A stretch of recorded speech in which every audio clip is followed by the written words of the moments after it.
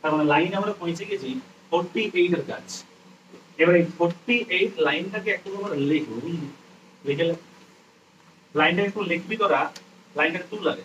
ডিয়ারার than life to me, লাইনটাকে life তারপর সাজাবি খাতাটাই।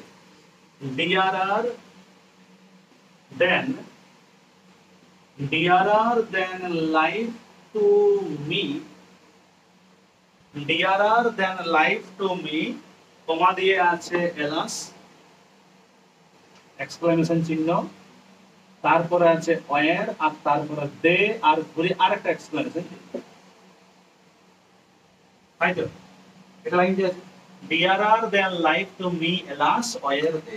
হ্যালো, এবার দেখ তোরা খেয়াল কর, এলাস বলে ভদ্রলোকই কোনোদিন কিন্তু কারো মাঝে বসতে যাবে। এলাস সবসময় বাক্যের শুরুই বসে, বুঝতে পারলি? যখন এলাস দিয়ে কেউ যখন বাক্য লেখে কেউ শুরুতেই বসে যায়, কিন্তু প্রথমে ওকে এলাস বলে। গ্লাস শুনতে পাচ্ছি না ভেতর দিকে, এলাস। এলাসটা কিসের এক্সপ্রেশন বটে? সরো, দুঃখের এক্সপ্রেশন বটে, এক্সপ্রেশন অফ সরো। এলাসটা হচ্ছে is an expression of sorrow. হইলো, এইবারে সাবজেক্টটাকে নিয়ে আয়, সাবজেক্টটাকে নিয়ে আয়, দেখে তোরা একদম সাজা নিজেরাই তার নিচে এই লাইনটাকে নিজের মতন করে সাজা, এলাসটা বসে, তারপর সাবজেক্টটাকে নিয়ে আয় ডেটাকে, আর তারপর ওয়ারকে বসে they were. Hello, they were only এই পর্যন্ত এলাস দে ওয়ার। এবারে dearer, they were dearer than, dearer than life to me, full stop দে class. Alas they were dearer than life to me, এটা হলো লাইন। আইলো, এবারে দেখ এখানে আমরা কি বললাম, এই এলাস শব্দটা বটে কিসের? না expression of sorrow.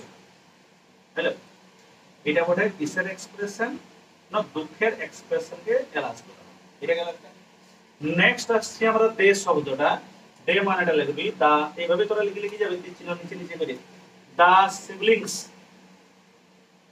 The siblings of the poet, the siblings of the poet, SIB, SIBLINGS, SIBLINGS, the siblings, the siblings of the poet। তার মানে এটা হলো, হ্যালো।